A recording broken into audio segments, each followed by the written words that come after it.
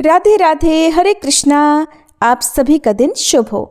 आज दिनांक है 11 फरवरी मंगलवार और आज माघ मास का 29वां दिन है। आज भी आप माघ मास महात्म्य सुनने से पहले एक भक्त की अद्भुत कथा सुनेंगे। एक बार अढ़ैया नाम के एक बहुत ही भोले भाले नवयुवक थे। अढ़ाई कहते हैं 2.5 किलो को, और उनका नाम अढ़ैया इसलिए पड़ा क्योंकि उनका आहार यानी भोजन कम से कम 2.5 किलो का होता था। माता पिता की मृत्यु के बाद अब उन्हें 2.5 किलो आटे की रोटी खिलाने वाला कोई बचा ही नहीं। अब जब भोजन की कमी पड़ने लगी तो वे एक आश्रम में गए और उन्होंने कहा कि हमें नौकरी पर रख लीजिए। साथ ही उन्होंने आश्रम वालों को बताया कि वो तो 2.5 किलो भोजन पाते हैं। आश्रम वालों ने कहा कि वहाँ तो भंडारा चलता है, तो 2.5 किलो भोजन की व्यवस्था तो हो ही जाएगी। अब उन्होंने अढ़ैया जी से पूछा कि आप क्या सेवा कर सकते हैं। तो अढ़ैया जी ने कहा, जो आप सेवा बताएंगे और सिखाएंगे मैं वो सब कर लूँगा। तो उन्हें गैया चराने की सेवा दे दी गई और उन्हें बताया गया कि वैष्णव सिद्धांत का पालन करते हुए आप जब गाय चराने जा रहे हों तब यहाँ से आटा और सब्जी साथ लेकर जाएं, जंगल में भोजन पकाएं, ठाकुर जी को भोग लगाकर फिर आप प्रसाद पाएं। अढ़ैया जी कहने लगे, लेकिन हमें तो भोग लगाना आता ही नहीं। अब आश्रम से उन्हें आज्ञा मिली कि जैसे ही भोग तैयार हो जाए तो भगवान को बुला लीजिएगा, वो भोग लगा लेंगे, उसके बाद आप प्रसाद पा सकते हैं। अब अढ़ैया जी गाय लेकर चराने के लिए गए तो साथ में उन्होंने गोबर के उपले बीन लिए और 2.5 किलो आटे की बाटी बना ली और आलू का भरता भी बना लिया। फिर कहने लगे, गुरुदेव के ठाकुर आइए भोग लगाइए।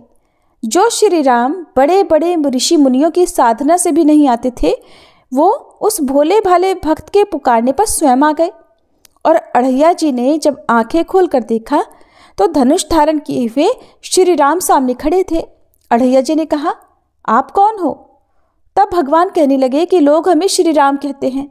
आपने ही तो कहा कि गुरुदेव के ठाकुर आइए, और हम तुम्हारे गुरुदेव के ठाकुर ही हैं, तो हम आ गए। तब श्री राम ने कहा कि आलू के भरते की तो बड़ी अच्छी खुशबू आ रही है, हम भी तुम्हारे साथ खाएंगे। अढ़ैया जी ने कहा, हमें तो लगा बस आपको भोग लगाना होता है, आप सच में खाते हैं क्या? तो श्री राम जी कहने लगे, हम सबका नहीं खाते, लेकिन आप जैसे भक्त जब पुकारते हैं तो हम उनका जरूर पाते हैं। अब अढ़ैया जी तो बिल्कुल भोले भाले थे, कुछ भी नहीं जानते थे। इससे पहले ठाकुर जी की सेवा उन्होंने कभी की नहीं, न कभी भोग लगाया था। अब भगवान जो बड़े बड़े मुनियों के ध्यान में भी नहीं आते थे, वो उस भोले भाले भक्त के सिर्फ एक बार बुलाने पर आ गए। राम जी कहने लगे कि आप आंखें बंद करिए तो हम आपका भोग पाएंगे। अढ़ैया जी ने सोचा कि प्रभु बस 1 या 2 बाटी खाएंगे, चलो कोई बात नहीं, आज 2.5 किलो ना सही, थोड़ा कम ही सही, आज ऐसे ही गुजारा कर लेंगे। लेकिन प्रभु श्री राम ने तो सारी बाटी और सारा भरता खा लिया। अढ़ैया जी ने आंखें खोली, देखा तो ना तो भरता था ना बाटी थी, सब गायब। तो कहने लगे, प्रभु क्या आज आप हमें भूखा रखेंगे? तो भगवान श्री राम कहने लगे, जानते हो आपके गुरुदेव ने भोग लगाने के लिए क्यों कहा? क्योंकि आज एकादशी है, इसलिए उन्होंने आपको आटा दे दिया और कहा था कि आप खुद पका के भोग लगा लेना। अब वो आपको रोज आटा और सब्जी दे देंगे और आप पकाने के बाद हमें बुला लेना। तो अढ़ैया जी ने पूछा, आप रोज आएंगे? तो श्री राम जी ने बोला कि आप रोज बुलाएंगे तो हम रोज आ जाएंगे। अब अढ़ैया जी आश्रम पर जाकर अपने गुरुजी से बोले कि गुरुजी, आज तो आपके ठाकुर जी आए थे और हमारी सारी बाटी खा गए। कल से हम 5 किलो आटा लेकर जाएंगे, 2.5 किलो आपके ठाकुर जी के लिए और 2.5 किलो हमारे खुद के लिए। सुनकर गुरुदेव जी को तो हंसी आ गई, सोचने लगे कि 2.5 किलो आटा भी इनके लिए कम पड़ने लगा। तो उन्होंने भंडारी से कहा कि पूछने की ज़रूरत नहीं है, ये जो भी मांगे इन्हें दे दीजिएगा। अगले दिन अढ़ैया जी फिर से गाय लेकर जंगल पहुँचे। गायों को चराने के लिए छोड़ने के बाद उन्होंने चूल्हा तैयार किया, बाटी और भरता बनाया, पत्तल में भोजन परोस के उन्होंने आंखें बंद की और बोले, गुरुदेव के ठाकुर जी पधारिए। आंखें खोलकर देखा तो आज तो श्री राम जी के साथ सीता जी भी आई थी। अढ़ैया जी ने पूछा, ये कौन है? तो श्री राम कहने लगे, ये तो हमारी अर्धांगिनी है। तो कल क्यों नहीं बताया था आपने कि आपकी अर्धांगिनी भी है? क्या ये भी भोजन करेंगी हमारे साथ? अढ़ैया जी ने पूछा। तो प्रभु श्री राम कहने लगे, ये भी हमारे जितना ही पाती है। तब अढ़ैया जी कहने लगे, भोग लगाइए गुरुदेव के ठाकुर। उनके ऐसा कहते ही माता सीता और प्रभु श्री राम जी सारी बाटी खा गए। अब अढ़ैया जी आश्रम में गए और गुरुदेव से कहने लगे कि गुरुदेव, कल से 7.5 किलो आटा लगेगा। आज तो आपके ठाकुर जी अपनी पत्नी को भी साथ लेकर आए थे। आश्रम में किसी को भी उनकी बातों पर विश्वास नहीं हो रहा था। उन्हें लगा कि शायद अढ़ैया जी गैयों को भी बाटी खिला देते होंगे। अब आज्ञा हुई कि उन्हें 7.5 किलो आटा दे दिया जाए। अगले दिन उन्हें बाटी बनाते बनाते दोपहर के 3 बज गए। पत्तल में परोसकर उन्होंने बोला, गुरुदेव के ठाकुर पधारो। इस बार श्री राम तो अपने साथ लखन जी और माता सीता जी दोनों को लेकर आ गए। अढ़ैया जी ने फिर पूछा, आज ये कौन आ गए आपके साथ? श्री राम जी बोले, इन्हें नहीं जानते, ये तो हमारे छोटे भाई हैं। तो अढ़ैया जी बोले, अगर आप पहले बता देते तो हम व्यवस्था करके आते। अब जितना भोजन मैंने बनाया है उतना तो हम सबके लिए कम पड़ जाएगा। तो श्री राम जी ने लक्ष्मण जी से कहा कि बहुत सरल भक्त है, तुम नाराज मत होना। जब वे तीनों चले गए भोजन पाकर, तो अढ़ैया जी ने पत्तलों में से जो जूठन बची थी वो खुद खा ली। आज उनको एक अद्भुत आनंद महसूस हुआ। अगले दिन वो फिर से आश्रम से 10 किलो आटा मांगने लगे। उन्होंने बताया कि गुरुदेव, आज तो आपके ठाकुर जी के साथ एक गोरे गोरे भाई भी आए थे। अब गुरुदेव जी सोच रहे थे कि भला इस भोले भाले भगत को श्री राम, सीता जी और लखन जी का अनुभव कैसे हो सकता है। अढ़ैया जी ने आज 10 किलो आटा लिया, जंगल गए, बाटी बनाई और फिर बोले, गुरुदेव के ठाकुर पधारो। आज तो उन्होंने देखा कि आज तो साथ में विशाल गदा लिए हनुमान जी भी आ गए। अब उन्होंने राम जी से पूछा, आज ये कौन है? तो श्री राम जी कहने लगे, ये तो हमारे प्रिय सेवक हैं हनुमान जी। तो अढ़ैया जी कहने लगे, प्रभु, अगर एक बार में ही बता देते कि आपके कुल में कितने लोग हैं तो हम उतने ही भोजन का इंतजाम करके आते। आप एक बार बता तो दीजिए कि कुल कितने लोग हैं, तो हम अपने गुरुजी से जाकर कह देंगे। ये सब बातें अढ़ैया जी श्री राम जी से कह रहे थे। तब श्री राम जी ने हनुमान जी से कहा, गुस्सा मत होना, ये बहुत ही निराला भक्त है हमारा। अब कोई बात नहीं, जितना भोजन था वो सभी को पवाना था। तो अढ़ैया जी ने सबसे कहा कि प्रसाद पाइए प्रभु। सब ने प्रसाद पाया और जो बच गया था वो सब हनुमान जी ने खत्म कर दिया। आज फिर वापस जाकर अढ़ैया जी ने गुरुदेव से कहा, गुरुदेव, कल से तो आप मुझे 5 किलो आटा और दे दीजिएगा। आज तो आपके प्रभु के साथ एक विशाल सेवक भी आए थे। अढ़ैया जी की बातें सुनकर गुरुदेव को आज बहुत रोमांच हुआ। उन्होंने सोचा कि क्या प्रभु सच में करुणा करके इस भगत को दर्शन दे रहे हैं। उन्होंने सोचा कि अगली बार ये वापस आए तो मैं इनकी परीक्षा लूँगा। इस बार वो 15 किलो आटा लेकर गए, बाटी बनाई और फिर बोले, गुरुदेव के ठाकुर पधारो। अब राम जी पधारे, साथ में आज 2 और लोग भी थे। तो उन्होंने श्री राम जी से पूछा, प्रभु अब ये कौन है? तो राम जी कहने लगे, ये तो हमारे 2 और भाई हैं, भरत और शत्रुघ्न।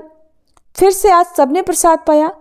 अब अढ़ैया जी वापस आश्रम में आ गए तो गुरुदेव से कहा, गुरुदेव, कल से तो 20 किलो वाली आटे की बोरी ही दे दीजिएगा। अब आपके ठाकुर के साथ इतने और ठाकुर आते हैं कि वो तो सब कम पड़ जाता है, और आपके तो इतने ठाकुर हैं, फिर तो हम उनके लिए अब दिन भर भोग ही बनाएंगे।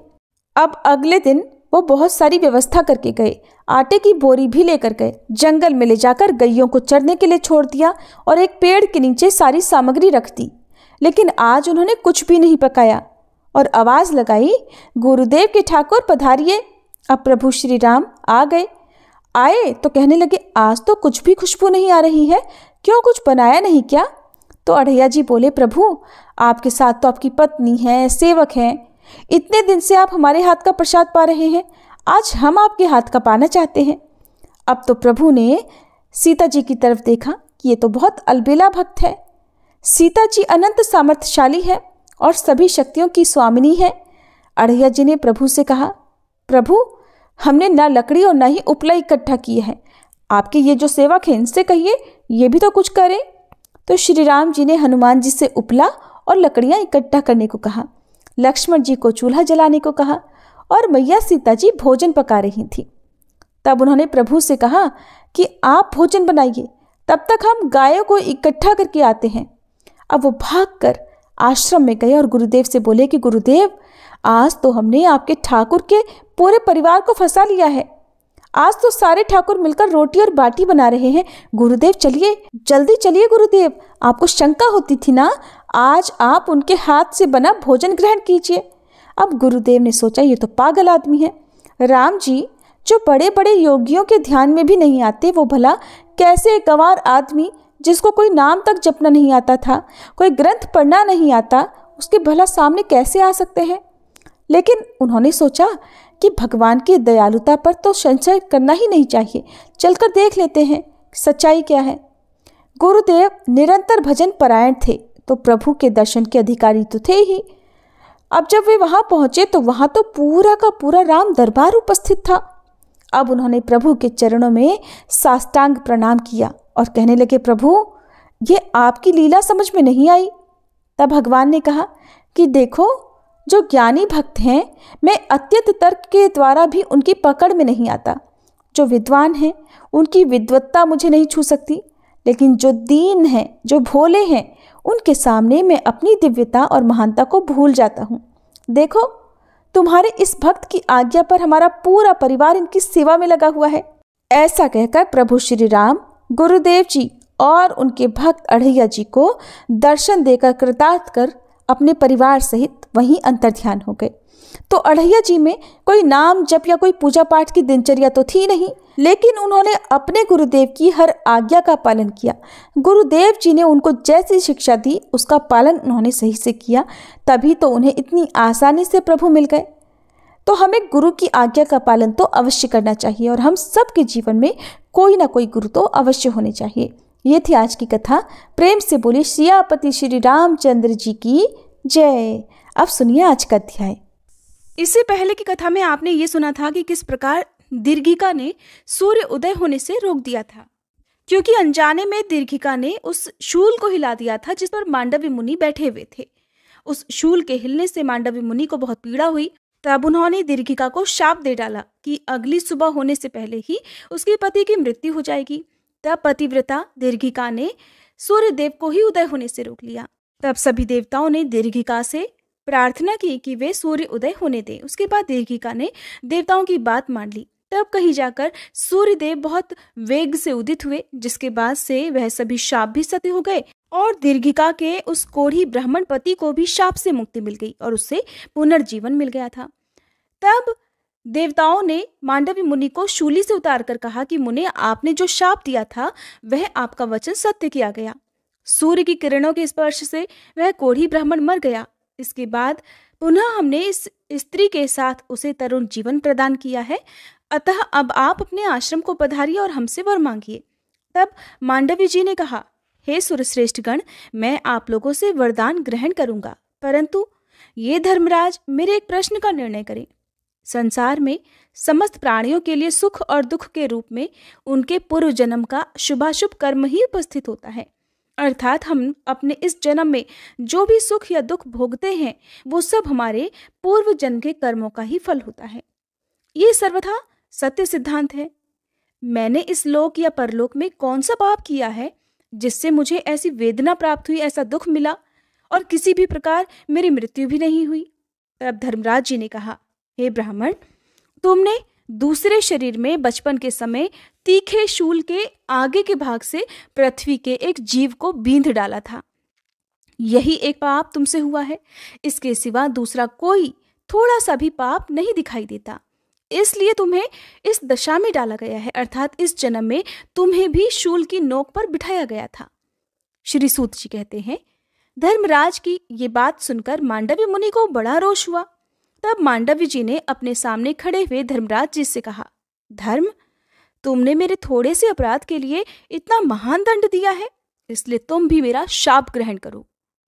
तुम मानव शरीर पाकर शूद्र योनि में स्थित होकर जाति संहार जनित महान दुख का उपभोग करोगे और आज से मैंने समस्त देहधारियों के लिए ये व्यवस्था कर दी कि 8 वर्ष से ऊपर का मनुष्य ही अपने निंदित कर्म के कारण दंड का भागी होगा, अर्थात बचपन में किए गए किसी भी अपराध का दंड उसे अगले जन्म में प्राप्त नहीं होगा।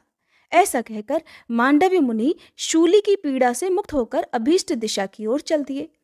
उन्हें जाते हुए देखकर सभी देवताओं ने कहा, भगवान, धर्मराज तो केवल न्याय करते हैं, इसलिए आप उन्हें शाप के द्वारा शूद्र मत बनाइए, आप इनके ऊपर कृपा कीजिए। मांडवी जी ने कहा, मैंने जो बात कह दी वो कभी झूठ नहीं हो सकती। निश्चय ही ये धर्मराज शूद्र योनि में पड़ेंगे, फिर भी शूद्र योनि में रहते हुए भी इन्हें उत्तम ज्ञान की प्राप्ति होगी और ये पुनः परम उत्तम धर्मराज पद को प्राप्त कर लेंगे। इन्हें इसी क्षेत्र में रहकर शांत भाव से भगवान शंकर की आराधना करनी चाहिए। और यदि आप सभी देवतागण मुझे वरदान देना ही चाहते हैं तो ये शूली आज मेरे स्पर्श से धर्मदायक तीर्थ बन जाए। तब देवतागण कहने लगे कि जो भी प्रातःकाल उठकर इस शूली का स्पर्श करेगा वह इस लोक में पापों से मुक्त हो जाएगा।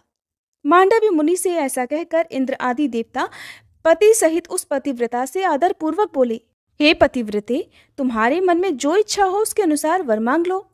तब वह पतिव्रता दीर्घिका बोली, देवेश्वरों, इस स्थान में मेरे द्वारा जो गड्ढा बनाया गया है वह तीनों लोकों में दीर्घिका तीर्थ के नाम से विख्यात हो। देवताओं ने कहा, आज से लेकर तुम्हारे कथनानुसार ये गड्ढा तीनों लोकों में दीर्घिका तीर्थ के नाम से विख्यात होगा।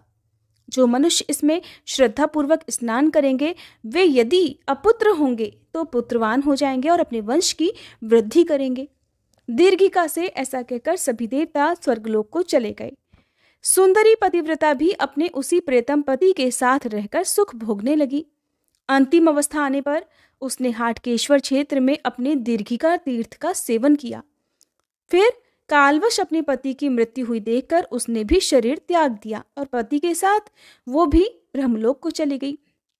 इस प्रकार हे ऋषियों, मैंने ये दीर्घिका तीर्थ का वर्णन किया है। तब ऋषिगण ने पूछा, हे सूत जी, परम तपस्वी मुनिश्रेष्ठ मांडवी को किसने और किस कारण से शूली पर चढ़ाया था? तब सूत जी बताने लगे, हे महर्षियों, पूर्व काल में मांडवी मुनि बड़ी श्रद्धा के साथ तीर्थ यात्रा करते हुए इस क्षेत्र में आए थे। यहाँ विश्वामित्र संबंधी पावन तीर्थ में जाकर उन्होंने पितरों का तर्पण किया और सूर्योपस्थान करते हुए सूर्य देवता संबंधी सूक्त का पाठ करने लगे। उसी समय कोई चोर किसी का धन चुरा कर भागा और उसी ओर आ निकला। उस चोर का पीछा करते हुए कोई दूसरा मनुष्य भी उसके पीछे पीछे ही लगा हुआ वहां आ गया। तब चोर ने मुनीश्वर को मौन देखकर वो धन उनके आगे रख दिया और खुद किसी गुफा के अंदर जाकर छुप गया। इतने में ही उस धन को वापस लेने के लिए बहुत सारे मनुष्य वहां इकट्ठा हो गए। उन्होंने मुनि के आगे धन का वह गट्ठर देखकर पूछा, महाभाग, इस मार्ग से कोई चोर ये धन लेकर आया है, बताइए वह किस मार्ग से निकला है? मांडवी जी ये जानते हुए भी कि चोर गुफा में छुपा हुआ है कुछ नहीं बोले, मौन व्रत में ही लीन रहे। बार बार पूछे जाने पर भी जब मुनि कुछ नहीं बोले तब सबने आपस में सलाह करके ये निश्चय किया कि अवश्य यही चोर है। हम लोगों को अपने पीछे लगा देखकर अब साधु बनकर बैठ गया है। वे सब के सब दुरात्मा आभीड़ थे। उन्होंने ऐसा निश्चय करने के बाद फिर कुछ भी सोचा विचारा नहीं, मुनि को तुरंत ले जाकर वन के भीतर शूली पर चढ़ा दिया। इस प्रकार मांडवी मुनि को निर्दोष होते हुए भी अपने पूर्व कर्म के परिणाम से शूली की प्राप्ति हुई। श्री सूत जी कहते हैं, अब अन्न और जल के दान की महत्ता के बारे में भी जानिए। महर्षियों, प्राचीन काल में आनर्द देश में वसुषेण नाम वाले एक राजा राज्य करते थे। वे लंबे समय तक राज्य करके पुत्र पौत्र का सुख देखकर समय आने पर मृत्यु को प्राप्त हुए। उसके बाद मंत्रियों ने उनके पुत्र सत्यसेन को राजपद पर अभिषिक्त कर दिया। सत्यसेन शौर्य तथा उदारता से संपन्न थे। राजा वसुषेण ने जीवन काल में बहुत से दान किए थे। उस दान के ही प्रभाव से वे दिव्य वस्त्रधारी और दिव्य रत्नों से विभूषित होकर श्रेष्ठ विमान पर बैठकर स्वर्गलोक को गए। पर वहां जाने पर भी वे भूख की पीड़ा से घिरे रहे। उनका मन प्यास के कारण दुख से व्याकुल रहता था। उनका मुंह सूखा जाता था। उन्होंने इंद्र के निकट जाकर कहा, हे सुरश्रेष्ठ, मुझे भूख प्यास बड़ा कष्ट दे रही है, इसका क्या कारण है, बताइए। हे शचीपते, भूख से अत्यंत पीड़ित रहने वाले पुरुष को इन दिव्य आभूषणों, वस्त्रों और विमान आदि से क्या सुख मिलता है? तब देवराज कहने लगे, राजन, तुमने असंख्य दान दिए हैं परंतु कभी किसी को अन्न अथवा जल नहीं दिया है। इस कारण तुम स्वर्ग में भूखे प्यासे रहते हो।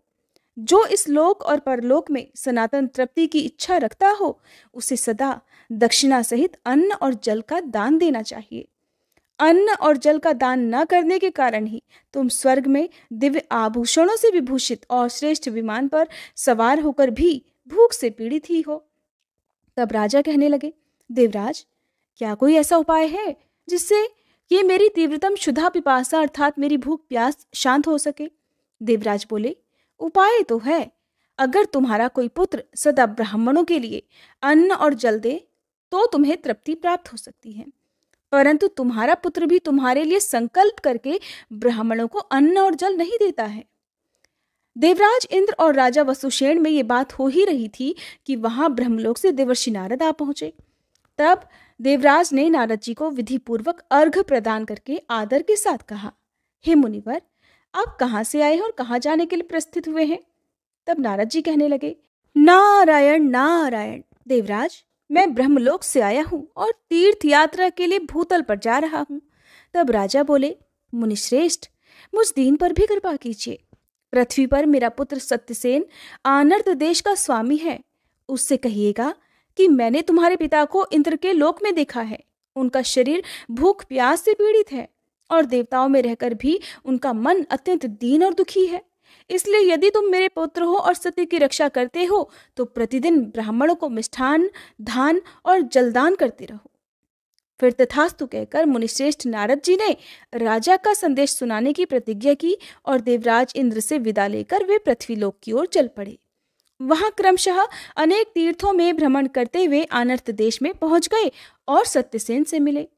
राजा सत्यसेन ने नारद जी का पूजन किया, जिसके बाद मुनि ने एकांत में आदरपूर्वक उनको पिता का संदेश सुनाया। ये बात सुनकर सत्यसेन ने विधिपूर्वक नारद जी की पूजा करके उन्हें विदा किया और पिता के उद्देश्य से प्रतिदिन सहस्त्रों ब्राह्मणों को भक्तिपूर्वक मिष्ठान्न भोजन कराया।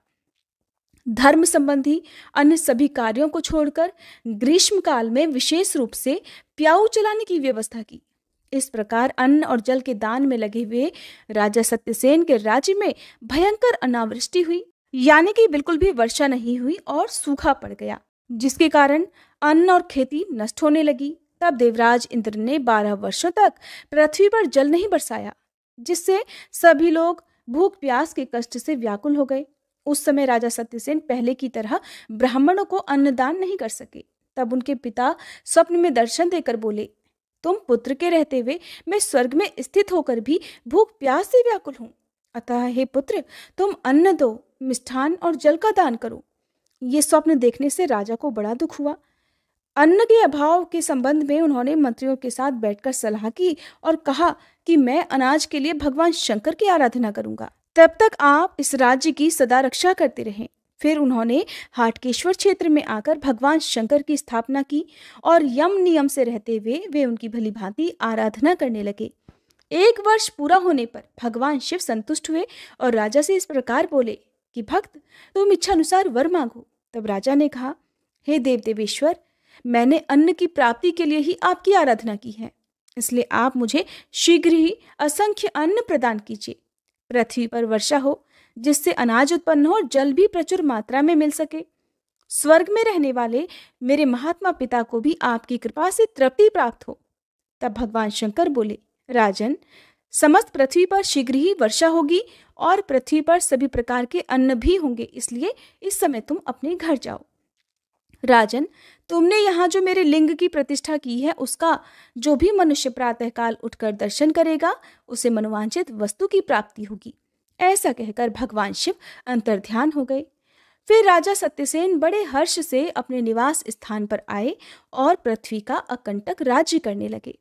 श्री सूत जी कहते हैं, आज भी भयंकर कलिकाल प्राप्त होने पर जो मनुष्य प्रातःकाल उठकर भक्तिपूर्वक मिष्ठानंद शिव का दर्शन करता है, वह यदि चाहे तो उसे मिष्ठान्न की प्राप्ति होती है, और जो निष्काम भाव से उनका दर्शन करता है वह देवाधिदेव शूलपाणी महादेव जी के लोक को प्राप्त हो जाता है। ऋषियों ने पूछा, हे सूत जी, अमरत्व प्रदान करने वाले जो अमरेश्वर महादेव बताए गए हैं, उनकी स्थापना किसने की है और उनका प्रभाव क्या है? तब श्री सूत जी महाराज बोले, पूर्व काल में प्रजापति दक्ष की 2 कन्याएं दिति और अदिति महात्मा कश्यप जी के साथ ब्याही गई थी। अदिति से देवताओं की उत्पत्ति हुई और दिति से दैत्यों की। उनमें बड़ा भारी वैर उपस्थित हुआ। दैत्यों ने देवताओं को पदभ्रष्ट कर दिया और वे सब संपूर्ण दिशाओं में इधर उधर भाग गए। तब देव माता अदिति भगवान शंकर के ध्यान में लीन होकर दिन रात तपस्या करने लगी। इस प्रकार व्रत में लीन हुई अदिति देवी के आगे धरती फोड़कर एक शिवलिंग प्रकट हुआ। इससे उन्हें बड़ी प्रसन्नता हुई और अनेक प्रकार के स्तोत्रों द्वारा उनकी स्तुति करके उन्होंने साष्टांग प्रणाम किया। इसी समय आकाशवाणी हुई, हे कल्याणी, तुम मनवांचित वर मांगो। तब अदिति बोली, हे सुरश्रेष्ठ, मेरे पुत्र देवता युद्ध में दैत्यों द्वारा मारे जाते हैं, अतः आप उन्हें अमर बना दीजिए। युद्ध में दानवों के द्वारा उन्हें अबद्ध कर दीजिए, अर्थात कोई भी उन्हें मार न सके। तब श्री भगवान बोले, शुभे, जो भी मेरे इस लिंगमय विग्रह का स्पर्श करके युद्ध में जाएंगे वे 1 वर्ष तक शत्रुओं के द्वारा अवध रहेंगे। दूसरे भी जो मनुष्य फाल्गुन की शिवरात्रि को एकाग्रचित्त होकर यहाँ जागरण करेंगे वे भी 1 वर्ष तक निरोगी रहेंगे। जो इस शुभ देव स्थान में आएगा उसे मृत्यु दूर से ही छोड़ देगी। ये सुनकर अदिति ने मरने से बचे हुए अपने पुत्रों को लाकर इस शिवलिंग का दर्शन कराया और उसके महात्म्य का भी वर्णन किया। तब देवता उस शिवलिंग को प्रणाम करके प्रसन्न होकर अस्त्र शस्त्र ले लेकर दैत्यों पर चढ़ाए। देवताओं को सहसा युद्ध के लिए आया देखकर दैत्य भी गर्जना करते हुए उनके सामने गए। उस समय देवताओं का दानवों के साथ भयंकर युद्ध हुआ। उस संग्राम में अनेक प्रकार के तीक्ष्ण अस्त्र शस्त्रों द्वारा देवताओं ने असंख्य दैत्यों को यमलोक पहुंचाया। जो मारने से बच गए वे स्वर्ग छोड़कर समुद्र में जा छुपे। इसके बाद देवराज इंद्र ने अपना राज्य पुनः प्राप्त किया। शेष दानवों ने उस शिवलिंग की महिमा का पता पाकर शुक्र जी से पूछा। तब शुक्राचार्य जी ने उन्हें सब महात्म्य बताया कि फाल्गुन शिवरात्रि को पवित्र होकर जो भी पुरुष उस शिवलिंग की पूजा करता है वह काल आ जाने पर भी प्राण नहीं त्यागता। हे दानवों, तुम लोग उस दिन रात में जाकर उस शिवलिंग की पूजा करो, जिससे तुम 1 वर्ष तक मृत्यु के भय से रहित हो जाओगे। देवराज इंद्र को नारद जी से दैत्यों की ये मंत्रणा ज्ञात हो गई और तब उन्होंने देवताओं के साथ विचार किया कि जैसे भी हो सके हमें महादेव जी की रक्षा के लिए उत्तम से उत्तम उद्योग करना चाहिए। ऐसा निश्चय करके 33 कोटि देवता अस्त्र शस्त्रों के साथ उस शिवलिंग की रक्षा करने के लिए हाटकेश्वर क्षेत्र में आकर स्थित हो गए। उन्हें देखकर दानव भयभीत होकर सभी दिशाओं में फिर भाग गए। शिवरात्रि के दूसरे दिन पुनः सभी देवताओं ने आपस में विचार किया कि अगर हम लोग इस क्षेत्र को छोड़कर जाएंगे तो दैत्य यहाँ आकर इस शिवलिंग की पूजा अवश्य करेंगे और फिर तो वे भी हमारी ही तरह अबद्ध हो जाएंगे। इसलिए हम 33 देवता इस शिवलिंग की रक्षा करने के लिए यहीं पर टिके रहें और शेष देवता इंद्र के साथ स्वर्ग में चले जाएं। ऐसा निश्चय करके 8 वसु, 12 सूर्य, 11 रुद्र और 2 अश्विनी कुमार ये 33 देवता उस शिवलिंग की रक्षा करने के लिए हाटकेश्वर क्षेत्र में निवास करने लगे। शेष सभी देवतागण इंद्र सहित स्वर्ग में चले गए। श्री सूत जी कहते हैं, इस प्रकार प्रभावशाली अमरेश्वर लिंग पूर्व काल में अदिति देवी के द्वारा स्थापित हुआ था, जिसके दर्शन मात्र से देहधारियों की 1 वर्ष तक अकाल मृत्यु नहीं होती है। मृत्यु का निवारण करने के कारण ही वह अमर लिंग के नाम से तीनों लोकों में विख्यात है। उस शिवलिंग के आगे स्वच्छ जल से भरा हुआ एक उत्तम कुंड है, जिसे अदिति देवी ने अपने स्नान के लिए निर्माण कराया था। जो मनुष्य उसमें स्नान करके उस शिवलिंग का दर्शन करता है और उसी दिन रात के समय वहां जागरण करता है, वह 1 वर्ष तक अपमृत्यु को अर्थात अकाल मृत्यु को प्राप्त नहीं होता। हरे कृष्णा। आज की कथा में बस इतना ही। कथा को अंत तक सुनने के लिए आपका बहुत बहुत धन्यवाद। अब जल्द ही आपसे मिलते हैं कल की कथा में। कल की कथा बहुत ही रोचक होने वाली है। जिन्होंने एक बार भी कुंभ में स्नान नहीं किया, महाकुंभ में स्नान नहीं किया, तो आप घर बैठे भी महाकुंभ का पुण्य कैसे प्राप्त कर सकते हैं, ये कल की कथा में आपको जानने को मिलेगा।